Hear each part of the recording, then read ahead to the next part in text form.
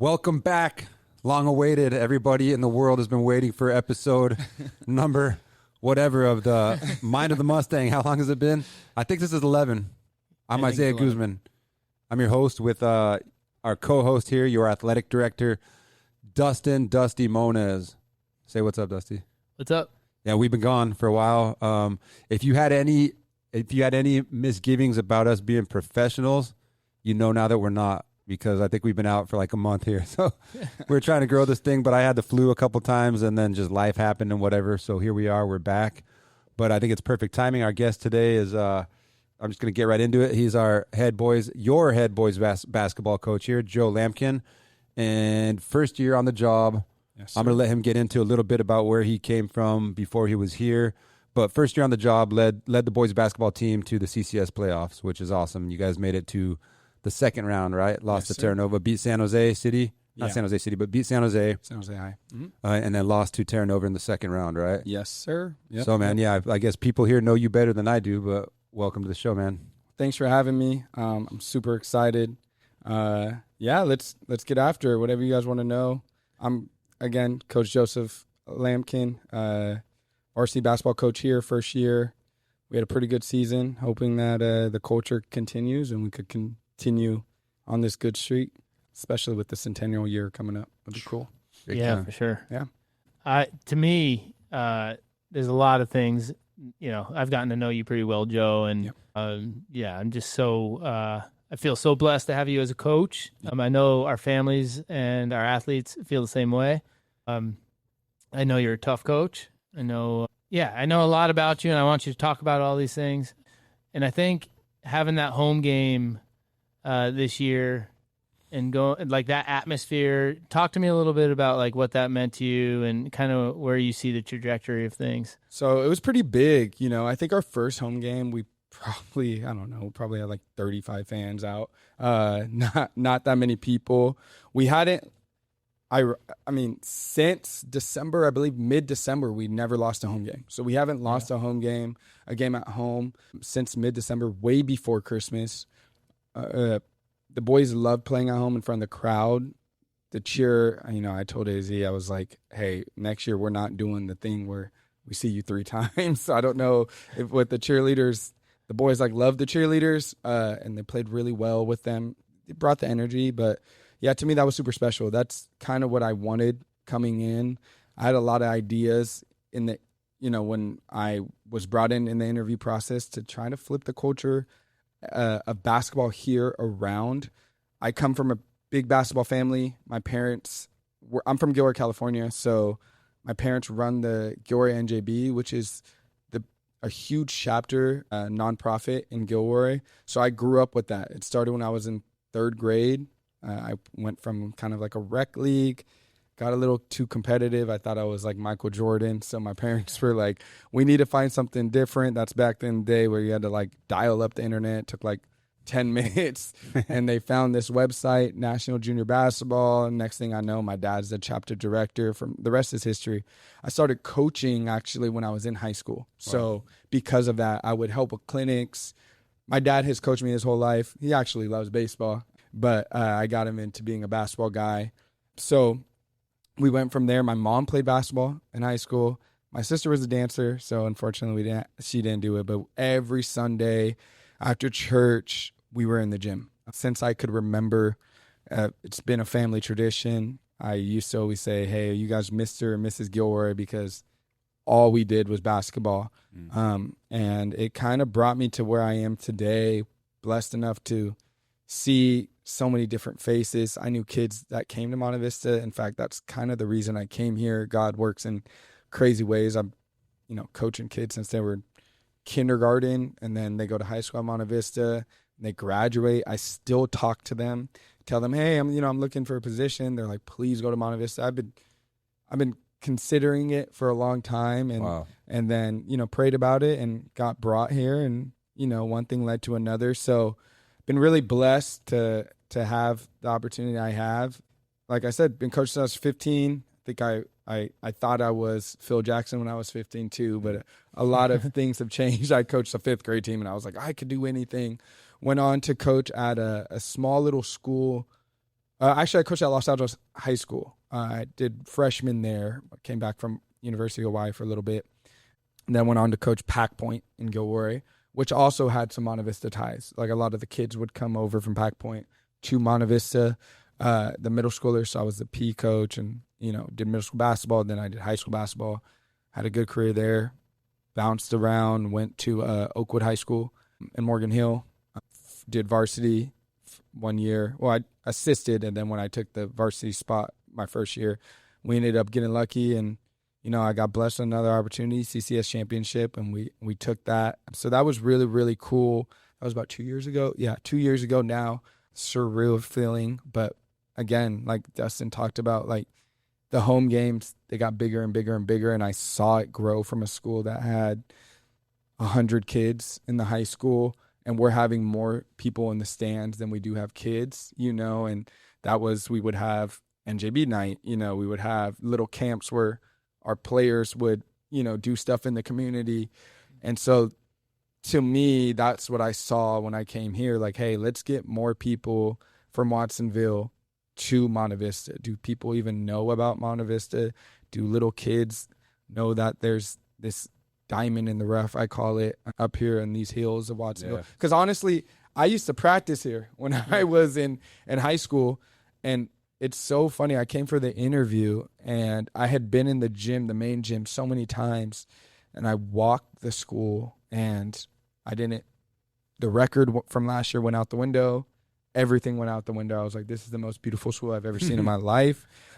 So, yeah, that's been my main goal, is just getting people on campus and seeing how amazing it is, how beautiful it is, how great the people are, how accepting they are, and then hopefully through basketball, being able to, teach them about life a little bit. So sorry, I kind of rambled a little bit. No, that's great. Yeah.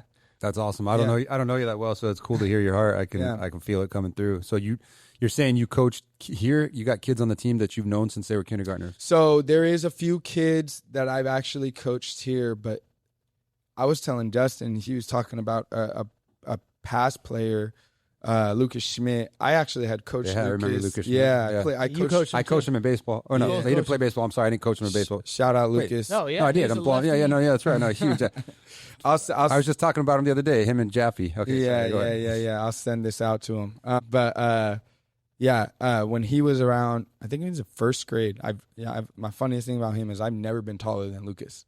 So I was 15. I think I met him when he was like in first or second grade. And he was already taller than you? He was already taller than me. Crazy. And his mom, she's so nice. She was like, hey, can work with my son with dribbling? I was a point guard. He was the big guy. And I really didn't know anything about development at that time, but I was like, yeah, just do the drills I do. And next thing I know, you have a 7-foot point guard, or a guy that could bring up the ball up the court. Yeah. We would work outside, 2-ball dribbling, whatever, tennis ball, doing all the stuff that worked for me, and I would jump in front of him and make him counter me. And he went on to be he was a great athlete. I remember he played baseball, but they were such a good family. They wanted me to coach, actually. Or the mom, she had said, hey, there's an opening a long time ago. And I had gone off to Hawaii for school for a year. So I couldn't take it. But I really wish, back then, if I could do it again, I probably would have. But yeah, so I knew about their family. I mean, even before them, I played AAU here. So I actually played travel basketball at Monte Vista under Dan Mooney, who was the old coach here when I was in high school. Josh and me are the same age. Actually, Title was 2 years younger than me when I was playing. Jaden. So he saw me. He has some Joseph stories. But Josh was a stud. He has all the records. It got beat this year. So to me, that was special. His 7 3-pointers got beat by Jeremy. Shout out Jeremy. He beat it that game. But Josh was a stud. Me and Dan actually just connected recently on Instagram about he got a college job. So he shouted out Monte Vista too. So that was really cool. So like I said, God's really funny because keeps pulling me back here, and there was a lot of really good memories here. Dan actually ended up coaching Gilroy NJB with my dad, and so there was a kind of a network that kept bringing kids to Monte Vista through that as well. So there's just so many kids that I've known. I mean, tons that I've coached or been around my community or been to my clinics that have gone here. So that was really my connection. But yeah, shout out, Dan back in the day. We used to practice in the other gym. It was the theater. The theater was the gym at that time. There was no airplane hangar / bomb shelter. You're talking with the route. Yeah. Yeah, man. I remember, getting running liners in there. So, yeah, and I always thought the drive was really cool. I think they wanted me to come here at that time. I went to Valley Christian High School. I haven't said that. So I went to Valley Christian in San Jose. I lived in Gilroy, but went to Valley. So it would have been Valley or Monte Vista at that time. My sister had gone to Valley. I was a little bit more familiar with that area. So we played Monte Vista in high school a few times. And that was pretty cool for me too. So again, like I said, I just always got pulled back here. And to me, it feels like home, now. Yeah. Like it's awesome. It's a family thing. Dustin is, the best person I could ask for. Our whole team is just like, he's all right. It's it's really cool. It's really nice. Yeah. Being able to work with people and actually enjoy, feeling like it's just like one big family is super important to me, and that's what I love. So for sure. Yeah, I will say that I come to work every day super excited just to be around, the team, the athletics team, and the teachers here, and everybody's just so great. Super dope. But you know what I was thinking about while you were going through all these connections? It's like there's such a rich history of great families and great athletes who are here. Yeah. I was just thinking, you mentioned Javi and those kids that we coach, like Schmidt. Yeah, I don't know why I drew a blank for a little bit. Well, yeah, of course. I remember waiting for Schmidt to finish basketball so we could start like getting this big lefty on the mound. Right? It was like 10 feet from home plate by the time he released the ball. Yeah. I've been thinking about that team a lot because there's been some tough stuff that group's been going through lately, and I would love to.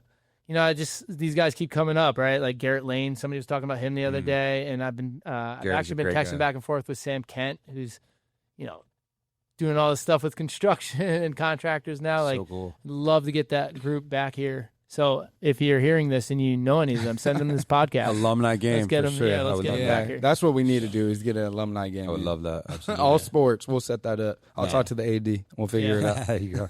Yes, let's do it. Yeah, no, I'm just joking. Dusty's great. Monte Vista, you got the right person at AD, and sounds like they got the right guy as head coach of the boys basketball team. Again, I don't know you that well, but just hearing your heart already these few minutes, they got the right guy.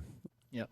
I can hear you got a heart for the Lord. You got a heart for kids. And I wanted to, I was reading your bio. I wanted to touch on one thing. I saw in there something about you love leading underdog teams, or it was something about leading underdogs, and I wanted to know from you, what's that all about? Do you consider yourself an underdog? Were you an underdog growing up? Have you coached underdog teams? And So I do love leading underdogs. I'm going to be honest with you. I think that was written for me, that bio. I figured it was. But if you look at the record or whatever, I guess it really is. I don't mind it. That team I had at Oakwood before I came here. I mean, they didn't have a CCS championship before you, right? Oh, yeah. They never had one.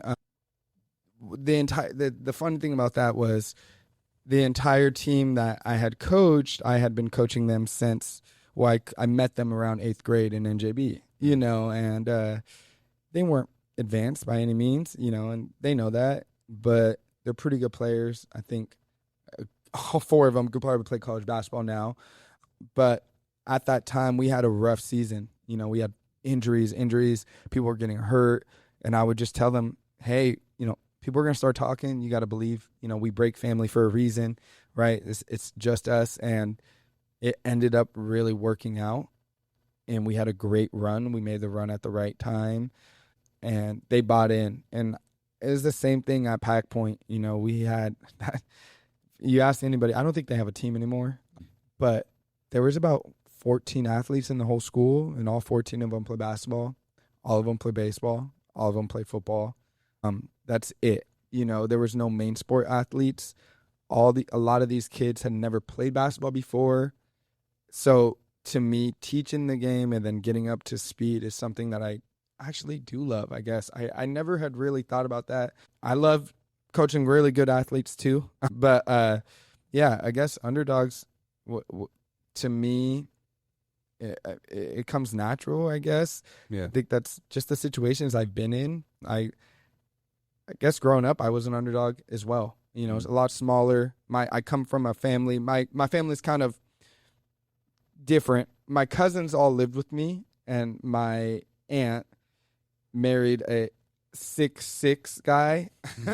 And my mom, I always give her a hard time about this. My dad, like, why did you choose my father, who is 5'6", you know? That's my dad, about 5'6". And but yeah, so my brother, who was adopted, technically my cousin, he's 6'6", 350. My cousin, who's pretty much my brother, 6'5", 250. My other cousin, 6'4", 180. My other cousin, 6'5", 220. Right. So, and then I have a girl cousin who's 5'11", Wow. like, and I was the one, one of my older cousins loved basketball, but I was the one that went on to college and like really pursued it. And they were competitive. We competed every day. That's cool. There would be fights, and stuff like that. It really, really helped me. I had a chip on my shoulder. So I guess I was the underdog, right? Yeah, the I would little say so. one. They wouldn't let me play things if I wasn't good, so I had to learn fast. So I guess, yeah, growing up, I mean, that's just how my life has been, and I wouldn't have it any other way. I mean, I would love to be, taller and, have things differently, but I mean, it made me, I guess. So I guess 100%. I'm used to being that underdog, and I'm okay with it. Yeah. Right. And Cool. as a coach too, it serves you because you don't there's a lot of people ask me this all the time, and they'll be like, you had a chance at hiring that guy who played pro ball or, one of the best coaches I ever hired. This guy, I mean, he played a little stint in college, but it wasn't his identity, he just was never going to be that good. Mm-hmm.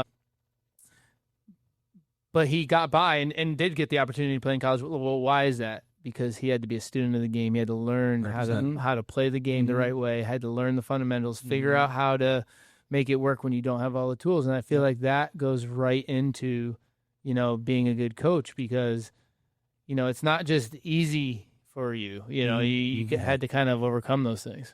I mean, it's the same in anything like math. I was horrible at math, but I feel like in high school and college, but I feel like I wouldn't say I was horrible, but I hated it. But it helps me when I'm working with students now teaching math because I hated it and it didn't come naturally. Like I can explain it to them in terms that they understand when I see that kid that's struggling too, Right. So I totally can relate. But so it sounds like family clearly was a big deal to you, like extended family, cousins, and everybody being around together. And we were talking before the show, your tattoos on your forearms here. And I don't know if it's called the star or the sun, but you're Filipino. Yeah. First, I got to ask, are you a Manny Pacquiao fan?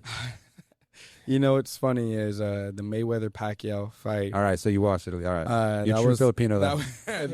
That was one of the hardest days in our family because I supported both at the time, but absolutely, I love Manny. He's the man. I also love Mayweather. I love boxing, actually. It's pretty funny that we talking about that. But so a lot of people don't know. I guess some of my players know this. If you guys are listening, here you go. They better be listening, right?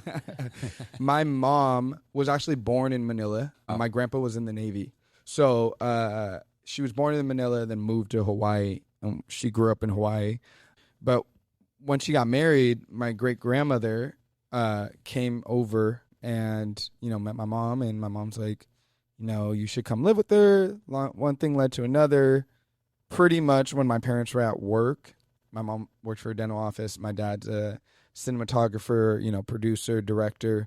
Wow. So they were not really around, when I was younger. They didn't need to be because my great-grandmother was there raising me.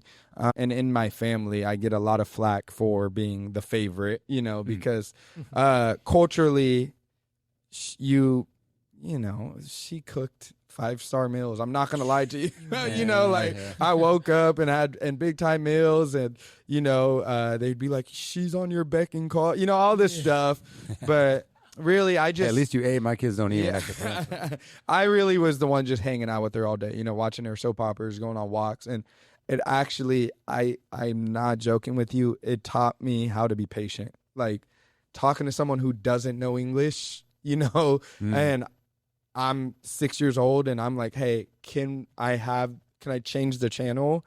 And, just that 10-minute conversation of trying to figure out, what we're doing, it goes a long way, and I think, it's like this weekend I'm coaching 7th graders and it's a lot different, or 6th graders, which we have a 5th grader on the team, right? But it's a lot different than coaching a 17-year-old, right? You have to know how to communicate a different way, and understanding patients differently comes from that. And so I'm forever grateful for that. She really, we would go to church all the time. She's super, super religious, great person. It's kind of where I got my heart from, for sure. I mean, making people food all the time.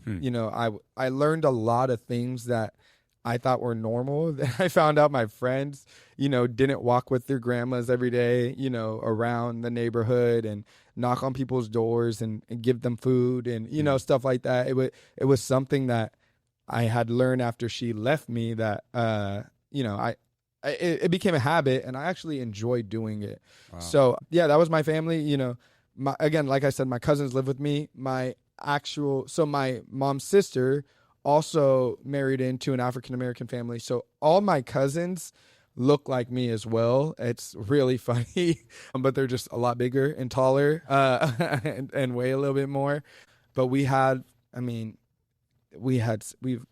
still really close, but growing up, those were like my siblings. I have a sister, me and her best of friends, but my cousins in our family were like siblings as well. So I do pride myself on, having, that opportunity to grow up and being blessed enough to grow up with some really good friends and people that I could always hang out with and, teach me about life when people weren't around. And, again, like I was blessed, man. I truly was. And I look back to it today and I know that it's helped me get where I am. And then on my dad's side, he came from Baton Rouge, Louisiana. And so again, that family as well. My dad has 4 sisters. They have a whole bunch of younger cousins. So I'm kind of the older cousin on that side and try to teach them and be a role model to them. They didn't end up playing basketball, which one of them did, and he thinks he's really good, but he's not. But they're some baseball guys. You ate good growing up, it sounds like, though. Yeah, absolutely, man. Gumbo and Filipino food. And so I was blessed. Where my great-grandma was from, Pampanga, is actually a culinary capital. Best cook on earth. That's what she's known for. So rest in peace, Nanai, but her recipes still live on, and that food is still super important to us and my family. So, wow. Yeah. So it's funny listening to you talk. I'm like, yeah, that totally makes sense because, so I will say these 2 things. I've gotten to know Joe pretty well now. There are 2 words that come to mind when I think of you.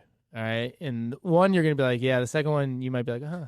But I think, your grandmother, the story about your grandmother kind of makes sense. So, Joe, you this came out in the last podcast with the 2 guys, with Lampkin and... This is Lampkin right here. White, you mean White? Oh, I'm sorry, White. Yeah. Yeah, the 2 dads. About the boy. Lampkin. White and the boys on 2 White. White and Tipton. One of the things that White was saying, he's all like, Joe makes himself, you got a coach there who makes himself available to kids. And when I think about you, I think about these 2 words, service, right? He's a servant. Joe operates as a servant. Even though he's the leader and the head coach, like it comes out in everything you do. And the second thing that I'll say, which you'll probably agree with, is you're a builder. Yeah. It's like he likes coming into a situation. And I'm not trying to put words in your mouth, but I can tell because you're in my office every day talking to me about these things. You like coming into a situation and getting an understanding of how things work and then building on that foundation, right? And so, yeah, I don't know if there's a question in this, but those are 2 things I'll say about you. And you're just throwing some praises away. It's okay. Yeah, for sure. But let's talk about, I think it's obvious to everyone who's played with you that servant mindset, but played for you. But talk about, your plans for the future, building. I know you're doing we have like a club ball happening now. Yeah, like so recently, with the help of Dustin and, the team, I was able to create a Stampede Basketball Academy here. I got the name from the student section above the Stampede. So shout out the student section. So what it is, it's a little club. It's a development, after school development here at Monte Vista. So it runs every single day from 4 to 6:30. Sometimes we go longer. Again, I'm here working on skills. We do strength and conditioning. I have ages 10 all the way up to 18. So even if you're a senior, we have, a spot for you. We come in, we train, and then there's an opportunity to play club ball. So I really am big on the development side. I mean, we could touch on that if we want to, but I'm huge on development, and I feel like you can't really develop without playing. So, we sign up for local tournaments. Everybody plays. And it's open to anyone. And it's open to anybody. So anybody, we got people driving over from Morgan Hill, South San Jose, Gilroy, people up the street, some people from a few times, person from Seaside came. I just got hit up on Instagram from this guy that's, from all the way from Burlingame that wants to drive out here this week because they have a break. So yeah, it's been great. It's rolling. This weekend we had a tournament. I think I coached like 8 games. I forgot how tiring that is. But I got Coach Carlos, our JV coach, helping out, Coach Cam, Coach White. It's been great, man. And my biggest thing was, again, like Dustin is saying, if we're gonna build something here, we have to have a foundation, right? So, I don't know how it was done in the past, but not having a club team to me was kind of unheard of. Not having development in the off season is kind of unheard of, and I don't know. Some people might be like, hey, like that's too much. But in order for Monte Vista, and I'm a firm believer in being great, and whatever you do, work has to be behind it. So that's kind of where it is. I'm trying to make it something really cool and give opportunities to everybody in the community. And it's really cool seeing that my middle school students that I teach, a lot of them are showing up. They have never played travel ball before, and they've gotten so much better in just 3 weeks of time, just working out every day. I feel like they've made a season jump, Yeah. So that was what was cool to me this weekend. I saw a huge jump in players, and I'm like, I wish we would have had the last game back, Terra Nova, but we'll see you guys next year for sure. But yeah, that's about it for that. I know you're partnering with Coach Ghost on the girls' side too, so he's working the girls out. Yep. And I just want to touch on that a little bit myself as somebody who's been in the athletic world for a while now. Been coached for 20 years. Yeah, it's crazy to say that, but people come to me a lot and they ask me, all right, what does it take for my child to play in college, or what does it take to be a D1 athlete? And a lot of folks think they're working out. They think they're putting in the effort. You hear all the time from kids, we're grinding. Mm-hmm.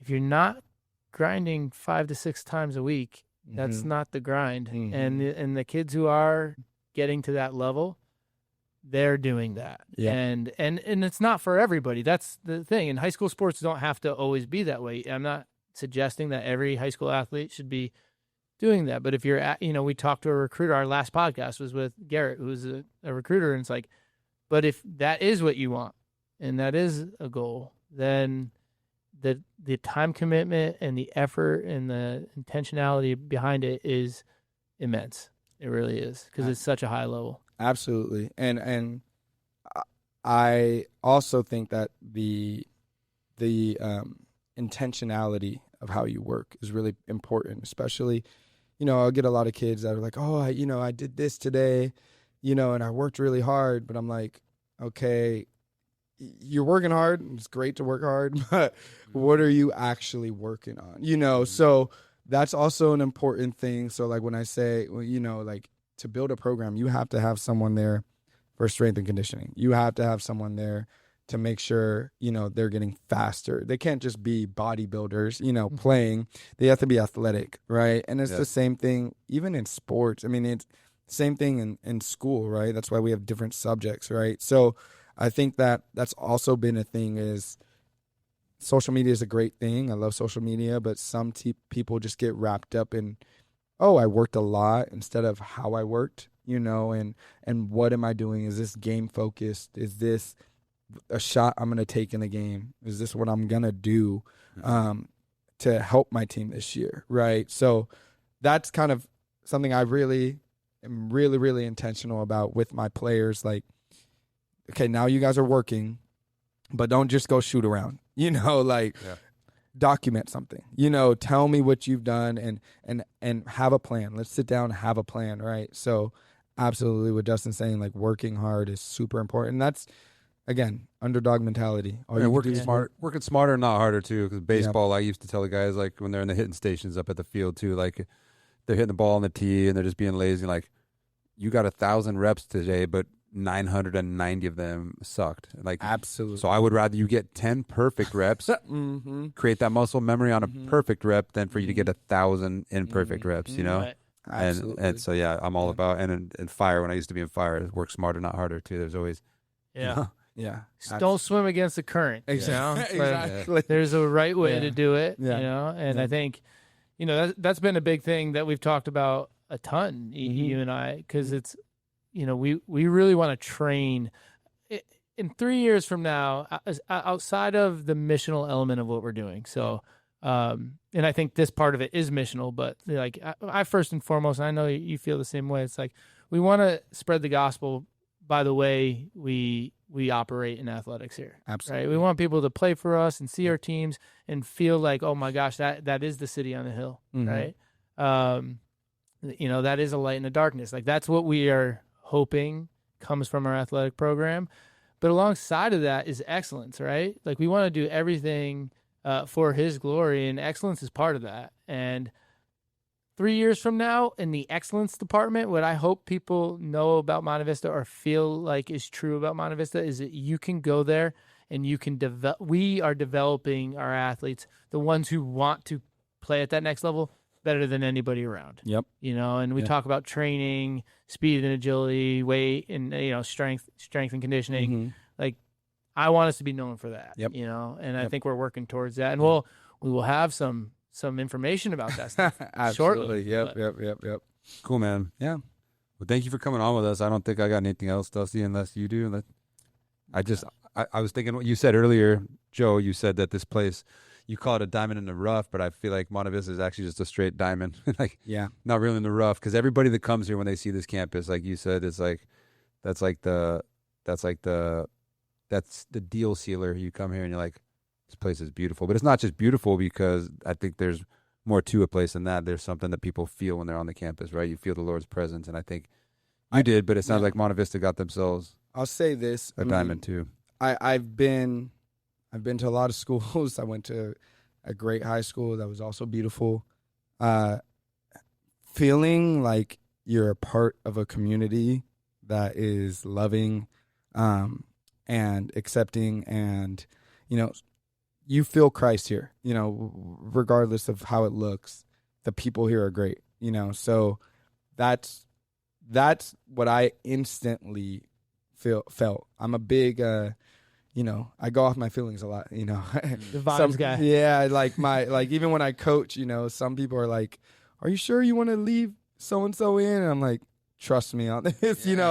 I've done this. Like, I know what's going on. I know I don't want to second guess myself. Let's just do it. And I'm pretty sure that everybody I brought in here, I brought in a lot of people here recently, and they're like, "Wow, I see it. I see why you're here."